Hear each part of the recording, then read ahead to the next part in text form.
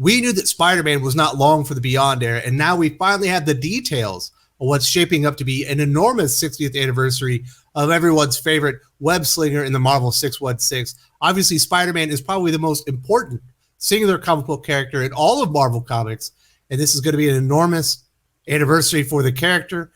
We knew that Amazing Spider-Man was likely to be relaunched for the 60th anniversary following the Beyond era, which is going to be coming to a close in March. So in April, we have a new Amazing Spider-Man creative team. John Romita Jr. returns from DC Comics with his first full-time work at Marvel since leaving, and we have the name of the new writer. Zeb Wells might not have the biggest name or acclaim in the comic book industry, but he's been doing fantastic work at Marvel Comics for well over a year now. I couldn't be more excited for this creative team. I think this is going to be spectacular, to use an adjective. Now, we have been having some information that was leaked out. First up, we did get this teaser image. It appears to show Peter Parker Spider-Man kneeling in a crater of some type of a major explosion, or perhaps it's like a meteorite impact point, probably the former. Spider-Man is in shock over what has happened. He's clinging to a device. It appears to be one of his spider tracers from earlier on in his career. We haven't seen that very much lately. And the text is certainly the most ominous part of this. And it says, "What did Peter do?" This is certainly falls right in line with Peter Parker's history, his lore. Oftentimes, Peter Parker trying to do the right thing, and something bad happens, normally to someone very close to him. And while with great power does come great responsibility, but it also comes with a large amount of personal pain that's normally doled out on Peter Parker himself and also his friends and family around him. And this is what the Marvel press release, which just came out, I think about an hour ago, said. Peter's on the outs with the Fantastic Four. He's on the outs with the Avengers. He's on the outs with Aunt May. After a terrible and mysterious incident, no one wants to see Spider-Man except for Dr. Octopus, Ox on Spider-Man's tail, and the Master Planner has something truly terrible planned for when he gets his tentacles on Spidey. All that, and Tombstone makes a move that will remind readers why he's one of Spider-Man's most terrifying villains. So we are going to be seeing the return of Tombstone, but it sounds like this is going to be a Dr. Octopus-centric story arc. It makes sense. It's one of the greatest villains in Spider-Man's entire rogues gallery, probably second only to the Green Goblin. I do like that they're returning Spider-Man more to his roots and more to the core components of the character, and maybe some of the more old school story methods to tell with the character. Something happens that he's being blamed for it, and he has to kind of overcome it, win back the trust and love of his friends and family. So I think this is classic Peter Parker Spider-Man. And I do want to talk about Zeb Wells here. Zeb Wells has certainly done some very good work with Spider-Man in the past, but he hadn't really done anything that really hit for a while. But his work for the last year and a half, 2 years on Hellions in the X-Men franchise has been fantastic. I cannot oversell just how good his Hellions run has been.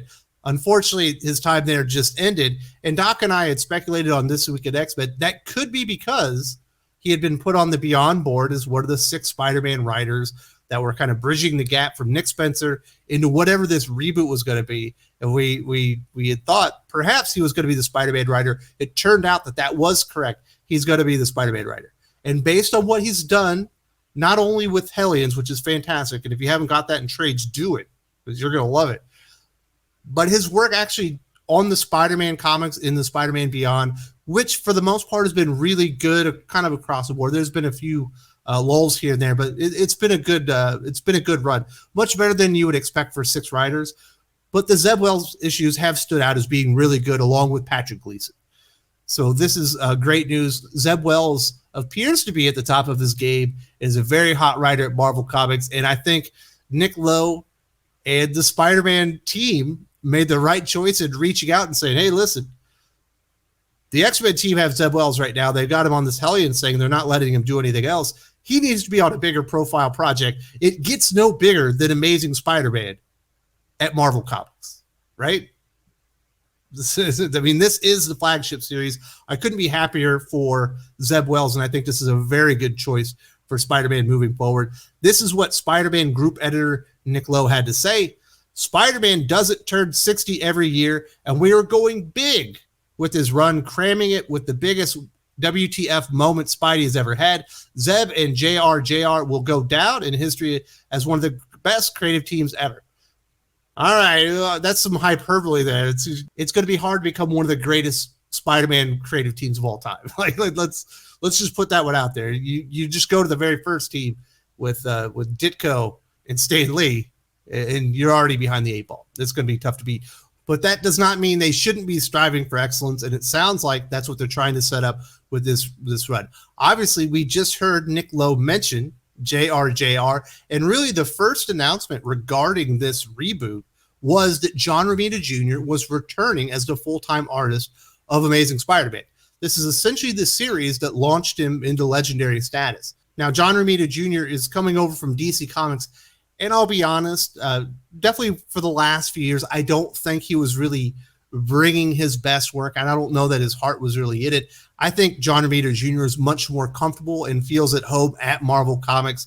He had a few issues of Tom King's Batman that I thought were pretty good, but his Superman Year One from Frank Miller was a badly illustrated comic book. There's no way other to put it. I'm not going to shine a turd here for you.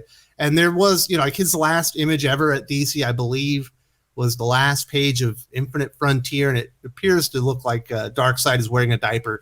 So we could forget about this stuff because we do have this preview image and obviously the teaser of Peter Parker. Those are done by John Romita Jr. He looks to be in his old form, and then that is absolutely a welcome change. John Romita Jr. is a legend for a reason, and I like to see that they're returning him to his roots, to a character that he loves that has really fit his style over the years.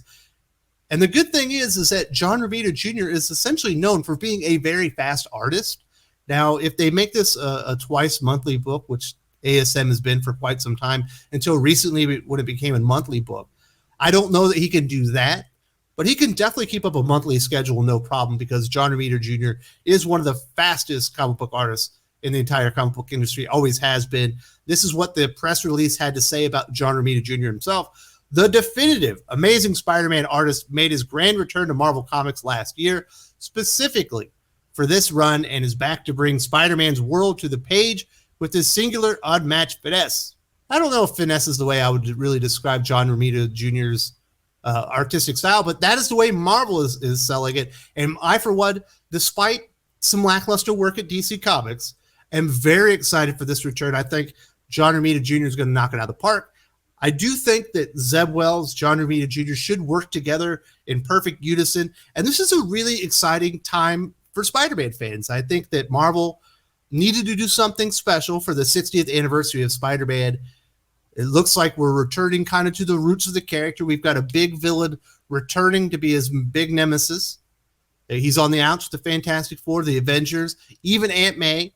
And it looks like we're also going to get Tombstone, at least, for the first story arc or whatever. So I think this is great news. And I, for one, will definitely be on board for this Spider-Man reboot. We knew that it was going to be coming for the 60th anniversary. They're going to overcharge us. I know that, and I've made peace with it. We also have, I believe, ASM 900 coming up in the not-too-distant future. So they will be bending us over probably twice in 2022. But if you're an ASM fan, that's what them's the ropes these days. You got to get used to some high prices, and every once in a while, them just pumping out more books than they probably should. But this is good news. What did Peter Parker do? What do you guys think he did? What is this major explosion? Is it a meteorite that landed on Earth? Why is he holding a spider tracer? We haven't seen these in years. I think it's going to be exciting. And what do you guys think about the return of John Romita Jr. and Zeb Wells coming on as the full-time writer? Me personally, I'm very excited, but I want to hear from you as well. If you are looking for some great comics to read in the meantime while we wait for this relaunch of ASM, every single week, my friend Drew comes in here from Comics Elite, and we talk about the very best comic books that we recommend every single week. These are the comic books that we were recommending last week. And if you're looking for something that you're really going to enjoy, I think you should check out this video. I think you'll like it.